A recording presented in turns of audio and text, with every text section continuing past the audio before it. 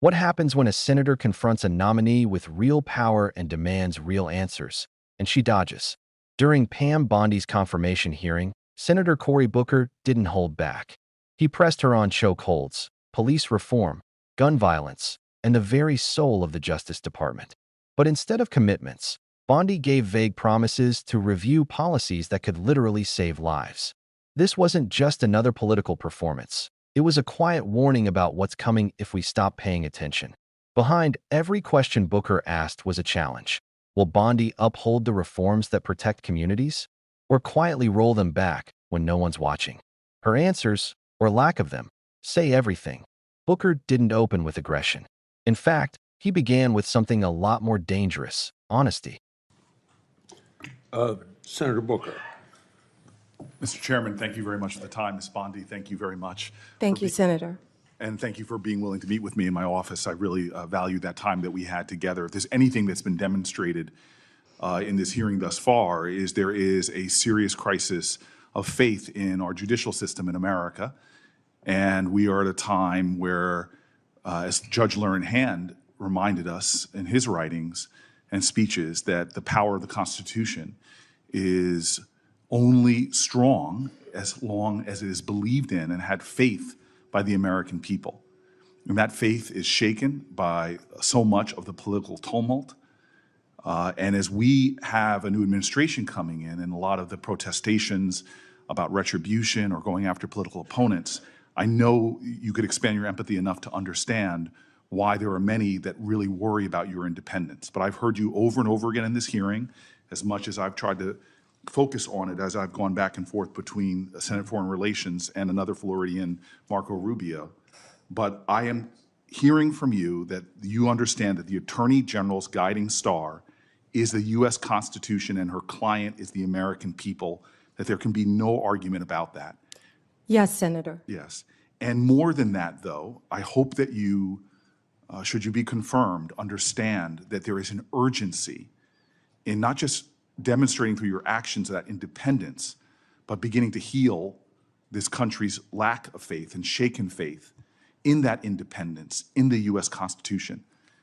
History may not long remember what any of us individually do here, but for the sake of our democracy, what you do to restore and repair the American faith, whether they be Democrats, Independents, or Republicans, is vital. I want to switch here to say publicly that when Donald Trump appointed Craig Carpenito as the U.S. Attorney in New Jersey, it was over the objections of myself and then Senator Menendez. I was wrong in my anticipation that he would not do good things in our state. He partnered with local leaders like those in Newark, New Jersey, to dramatically drive down crime. He was good for the safety of the city in which I live and the one that I led. Part of his strategy was to focus his resources on the most violent criminals. But that also meant that he used something that you know of called prosecutorial discretion. His strategies aligned with that of local leaders and was able to create historic drops in our murder rate.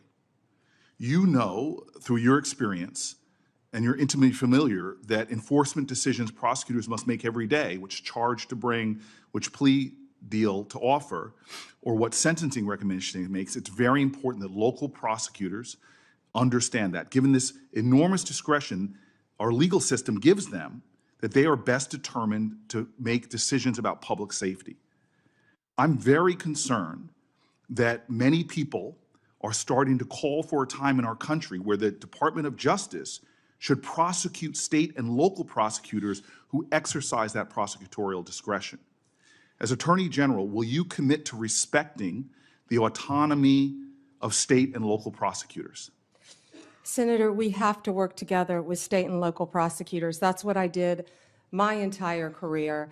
And if confirmed as Attorney General, I will continue to do that. They serve a vital function in our justice system. And you understand, like in my state, that sometimes they will decide not to go after certain low-level offenses in order to use their scarce resources to focus on the strategy of pursuing more dangerous people. Yes, Senator, I completely understand And that. those decisions shouldn't be politicized if they're part of a larger public safety strategy? No, Senator. When I was a state prosecutor, we used to sit down with the U.S. attorneys and talk about cases and work together. And that's what I'm discussing about bringing back the cooperation between state and local Thank you, Ms. Bondi. governments. I just want to continue. One of the most stunning hypocrisies I've found since I've been down here in Washington is every politician gives lip service to driving down gun violence. But the very federal authority, the Bureau of Alcohol, Tobacco, and Firearm, that is primarily focused on enforcing America's gun laws and keeping people safe, is hamstrung by federal leaders. The ATF's core responsibility is assisting in local law enforcement. When I was a mayor, I detailed local law enforcement to the ATF, but I'm stunned at how they have been stripped of resources, of their budget, and all of their capabilities to go after illegal gun running. When I was mayor of the city of Newark, we couldn't find one gun crime that was done with a legally purchased gun. But when I turned to the ATF leader at that time told me in private, we don't have the resources, support, or legal ability to go after these crimes. I am concerned about our ability to fight gun crime in America that threatens our law enforcement officers as well as people in communities from red counties to blue cities. Will you commit to doing everything you can to making sure the ATF has its resources and the legal power to pursue illegal gun runners in our country? Senator, I will do everything in my power to prevent illegal gun runners in our country. When I left being a state prosecutor to run for Attorney General, I almost didn't run because I was working on a wire case involving illegal gun runners. The DOJ issued in 2022 a use of force policy for its federal law enforcement officers. It was approved by the heads of the DEA, FBI, U.S. Marshals, and ATF, and many of them said it is actually a use of force policy that actually protects law enforcement officers as well as protects others from having their rights violated. It was also endorsed by the Fraternal Order of Police and NAPO, the National Association of Police Organizations. This policy is considered best practices in law enforcement. Will you commit to continuing this policy? Senator, I have not read the policy. I will review the policy, and I will report back directly to you if I am confirmed as Attorney General, and consult with law enforcement. Absolutely. And I would appreciate if you looked at the policy and I submit questions for the record, hoping that you can elucidate maybe more of your thoughts on this. Certainly. And then I will also say, it's my last question because I see my time has run out and I look forward to a second round. The DOJ issued a policy regarding chokeholds, which limited the use of no-knock warrants and chokeholds. It's worth noting that Florida has outlawed no-knock entries altogether since 1994. Would you commit to continuing the 2021 DOJ policy on these issues? I'm familiar with the policy. I have not read it. I'm committed to reading it and studying it and reporting back to you on that policy once again. Thank you. Mr. Chairman, thank you. Senator Hawley. Thank you very much, Mr. Chairman. Ms. Bondi, welcome. Congratulations. He acknowledged that America is going through a serious crisis of faith in its justice system. And he's not wrong. Across the country, trust in law enforcement has been shaken, not just by high-profile tragedies, but by a slow erosion of accountability. Booker reminded everyone watching that the Constitution only holds power when people believe in it. Without that belief, the entire system starts to break. Why was this such a powerful opening? Because it wasn't about partisanship. It was about principle. He wasn't just talking to Bondi. He was talking to every American who's watched institutions fail and wondered if anyone in Washington actually gets it. And then, just as Bondi started settling into the comfort of political platitudes, Booker delivered his first direct hit. He asked about chokeholds. Not vaguely, not in theory. He asked if Bondi would commit to continuing the Department of Justice's policy restricting chokeholds, a practice that's been used to justify violence and lives and destroy public trust. Bondi's answer? She hadn't read the policy and would review it. Let's be clear, that's not a neutral answer. That's a red flag, because Booker wasn't asking for a deep legal analysis. He was asking whether a future attorney general believes people should die during routine arrests, whether the federal government should lead on police reform or hide behind states' rights when it gets uncomfortable. But that wasn't the only moment she dodged. When Booker brought up the ATF, the federal agency tasked with stopping illegal gun trafficking, things got even more revealing. He told a story that doesn't get told enough. When he was mayor of Newark, New Jersey, every gun crime they tracked came from illegal sources.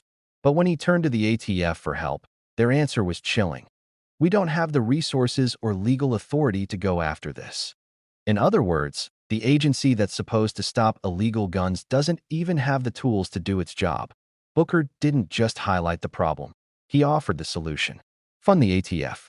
Give it teeth. Empower it to work with local law enforcement to actually get dangerous weapons off the streets. Then he turned to Bondi and asked, would she fight for that? Would she support giving the ATF the power it needs? Her answer again? Not really an answer. Just more promises to do everything in my power, without defining what that really means. And here's the thing. This isn't about Pam Bondi as a person. It's about whether future leadership at the Department of Justice is serious about solutions or content to coast.